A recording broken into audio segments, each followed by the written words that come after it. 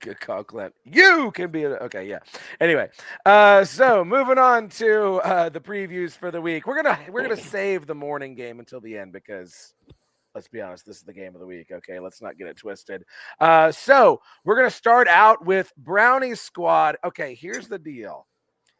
BYU is for real. If you didn't know, now you know. Okay, BYU is legit. They're a very good team, but I'm gonna tell you something. At Iowa State at 2:30, buddy. I'm not saying Iowa State's going to win this game, but this has upset written all over it. This has Iowa State just ruined your undefeated season written all over it. Okay, Brownie, should we believe in the Cyclones or is it going to be all BYU? I am going to make a bold prediction by saying that this game is going to be done by halftime. Okay. Because BYU is going to be up 24-0. That's not where I thought you were going with that.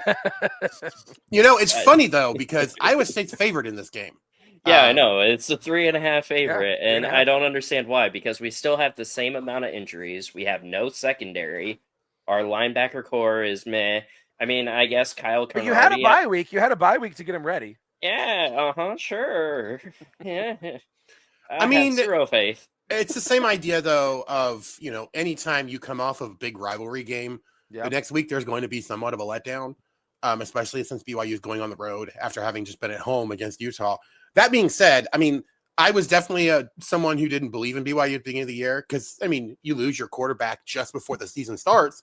You're playing a true freshman quarterback. Like, what do you expect there? Obviously, BYU's been a lot better because the quarterback is a complete baller.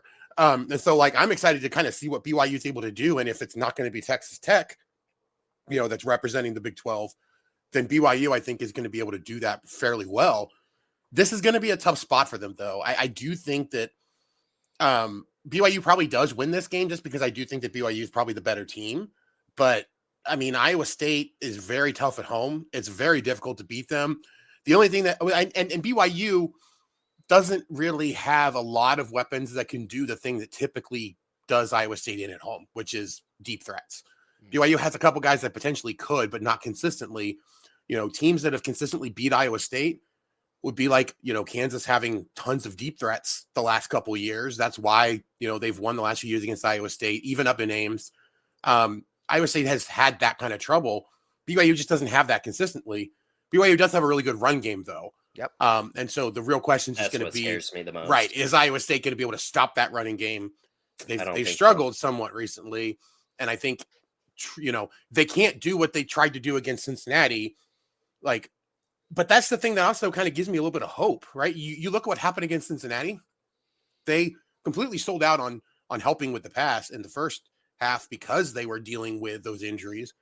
The second half, Cincinnati basically didn't do much because Iowa State, really kind of buckled down and stopped the run or tried to stop the run and was fairly successful. That turned it into a game. That turned it into an opportunity for Iowa State to win that game on the road. So I think it's going to be a great game. I think it's going to be a very entertaining game. And it has an opportunity to be the closest game of the entire slate. For sure. Yeah, for sure. I think the real difference maker here is BYU's defense, right? Because BYU plays stellar defense. They've got outstanding linebackers. If Rocco Becht and if those tight ends, right, can move the ball and can score, right, then things could get interesting. All right. But I think that, BYU is the better team on paper. It's college football and it's Ames and things could, we got Dish Fish calling for an Iowa State blowout in the chat. We got Clint Moses picking Iowa State. Bearcat fan, I see you picking BYU. I do think this game will be close. I think a 3-point line is fair. Whoever gets the 17 first wins. Yeah, you may be right about that. Actually, it's kind of funny because I'm saying hammer the over on this game. I think it's going to be a lot of scoring. I mean, you think it's going to be high scoring? I just think there's going to be a lot of scoring. I think that BYU is going to get some big chunk plays, and I think that Iowa State's going to have a few of them as well. I would not be shocked if you had 3 scores that were 60 yards or more on a single play. Yeah. Interesting. I think I'll pick BYU to go ahead and win this game, but this is one that I would not be even remotely surprised if they dropped. All right, moving on. Man, this line is something else. Yeah. Texas Tech hosts Oklahoma State, 38.5-point favorites. Oh, they're covering that. Yeah, you think they can cover, Andy? They might cover that by halftime. Yeah. I was gonna say they're covering that for sure. I find it interesting that the total on this game is 56.5. Like with a 38.5 spread. Right. I feel like that's only 18-point difference. So what they're saying is that Oklahoma State's gonna score 9. Yeah. I think that even that's gonna be, helpful. Or I should say, actually, I think Oklahoma State will probably get some garbage points. But this is one that Texas Tech could easily score, 70 points on their own. And, by the end of the third quarter. Yeah.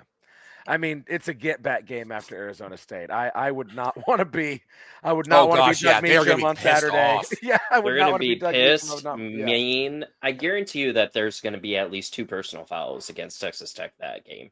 Yeah. Almost guarantee it.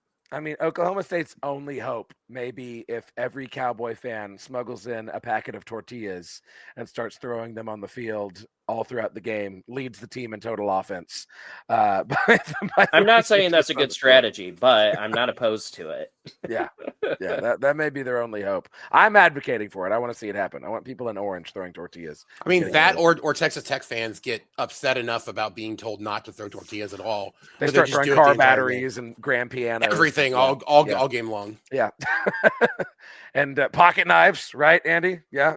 Yeah. I actually already talked about that on my podcast. And look, the only thing I will say about that at this point is that the Big 12 was very adamant about that going away as quickly as possible, regardless of what actually happened. So, yeah. All right, moving on to another semi-interesting game. I think Cincinnati covers this spread. Cincinnati hosting Baylor at home. Baylor's not looking good, really, at all at this point in the season, and Cincinnati is on quite the tear. I like the Bearcats at home. Yeah, again, this is one where I think the line is way too small. Yeah. I think Cincinnati covers this one easily. This is the game that I think could be over by halftime. I don't think Baylor is anywhere near as good as they're getting the credit for this year.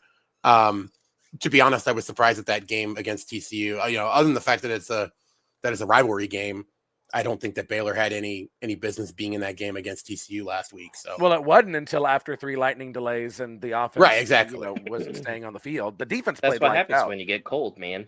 Yeah. You know what? Actually, Kansas getting their upset of Oklahoma a couple years or right before Oklahoma left, like that was a similar situation. You had a lightning delay, and then they were, the game completely changed after that. So, yeah, I understand how that works. I just don't think that Baylor's that good. Like we all thought they were going to be, but there was definitely some signs showing, especially early in the year. And Cincinnati has been probably the biggest surprise of the Big 12 this year. I think the fact that, I said it on the 10-12 actually. I do think that Thorsby is the best chance that the Big 12 has for a Heisman candidate this year, with the way that he's played, and he's basically done everything that you expect a guy to do in that situation. So, I think Cincinnati wins this one easily. Big difference maker in this game to me, and then I want to hear your take, Brownie, as well. Baylor's defensive front seven is not particularly good. I think Cincinnati is going to absolutely bully them on the ground. I think they're going to run over, around, and through them. Brownie, what's your take? My seat's feeling warm, so I must be in Dave Aranda's seat. Yeah. Because I really don't see them coming out and pulling out this win. I think if they would have shown a better performance last week, I might have been a little bit more concerned for Cincinnati. But I feel like this one for Cincinnati needs to really be a fully figure out what we want to do moving forward with all of our offensive and defensive pieces. Because after this game, you got Utah, you got Arizona, you got BYU and TCU. Like 3 of those 4 games is going to be tough, and you need to be sound and you need to be set. And if this game is in fact over by halftime, or if you feel like you have it in the bag in the third or fourth quarter, you need to pull the starters. Like you need to get them out. You need to keep them fresh. Like you don't need to pull an Iowa State where you're up by like 20 points and your 2 corners decide to murder their ACLs. Yep. Right. over pointless reps. Like, we're now to the point of the season that you need to start thinking longevity and like post season, not like right now. 4.5, I think, is extremely generous for anybody trying to bet the points. So Yeah. I for sure think that they're covering. Yeah. Yeah. Bearcat fan. Even he was surprised by Cincinnati this year. Yeah, I'd say so. All right. The Frogs played a lot better against Baylor. I'm still not ready to call this a great team, right? And we have struggled mightily in Morgantown historically. I don't think we're winning this by 2 touchdowns. I do think that West Virginia is bad enough that we should win this game. I'm prepared to pick us to win this game, but I don't think we cover. I think it's uncomfortable. I think it's an escape. Am I wrong to think that, or am I being too hard on the Frogs? Is Khalil Wilkins still starting? Did For he West start? Virginia? Yeah. He's like probably the second coming of Pat White, if I'm being brutally honest. He's 100% a Rich Rod guy. Yeah, Khalil Wilkins looks. Yeah, West Virginia quarterback Nico Marchiol not expected to play for the rest of the season. Oh, So Yeah, he had a Yikes. pretty significant injury. Yeah. So I mean, with Khalil Wilkins, Wilkins, you're gonna see a lot of RPO, read option, a lot of quarterback run play. It reminds me a lot of the Pat White days. I think that TCU has it covered.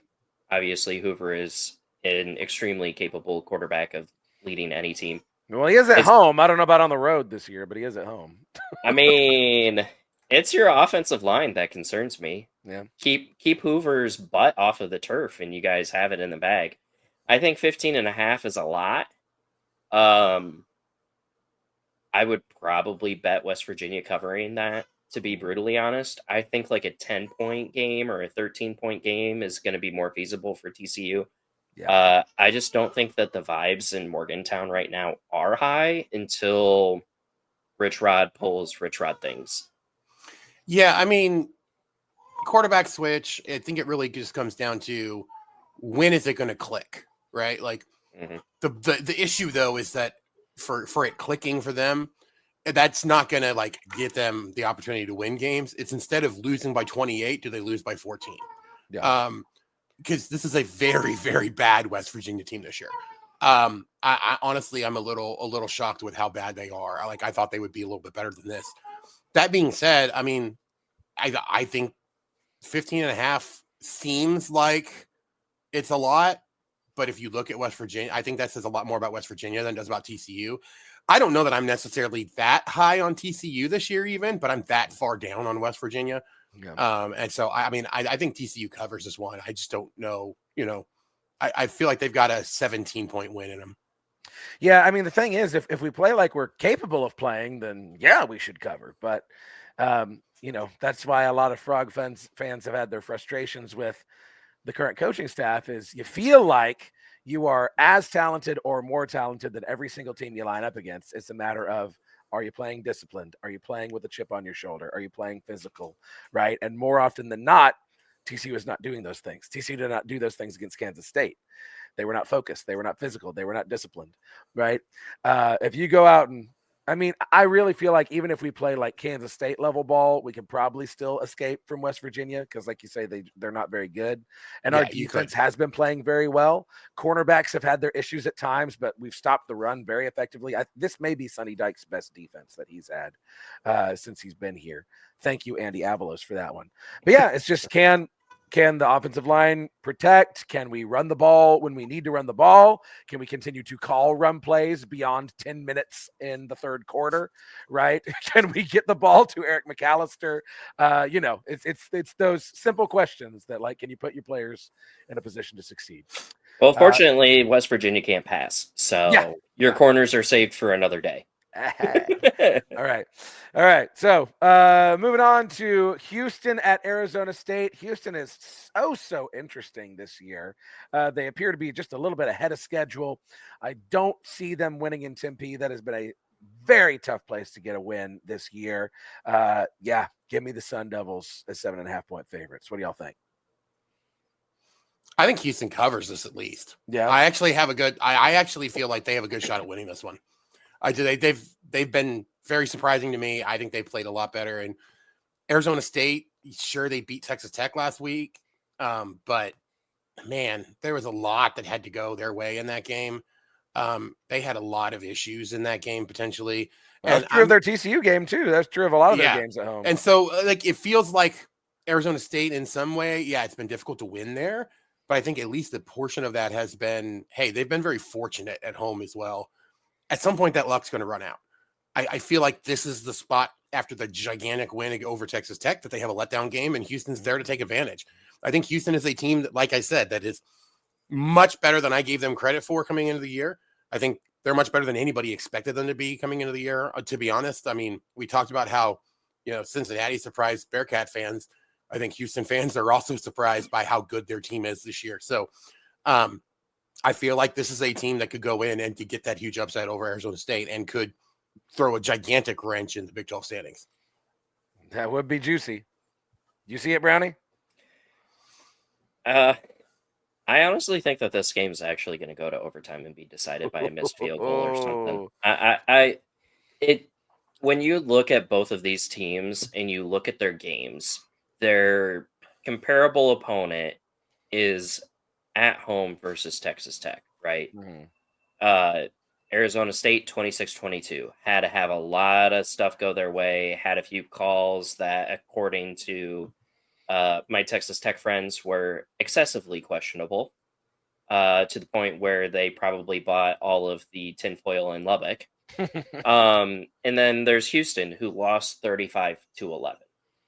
If we really go back to the tape, when you compare the two games, I think that there's going to be a lot of similarities between the two games. I think Houston just had a couple of things go wrong, where Arizona State got the benefit of the doubt when it went wrong, right? I'm not saying that ASU got bailed out, but I feel like that was the huge difference when you do the comparable matchup. So I think that this is going to go down to overtime, and somebody's kicker is going to make an entire fan base in the Big 12 pissed off, because I think it's going to come down to a missed field goal.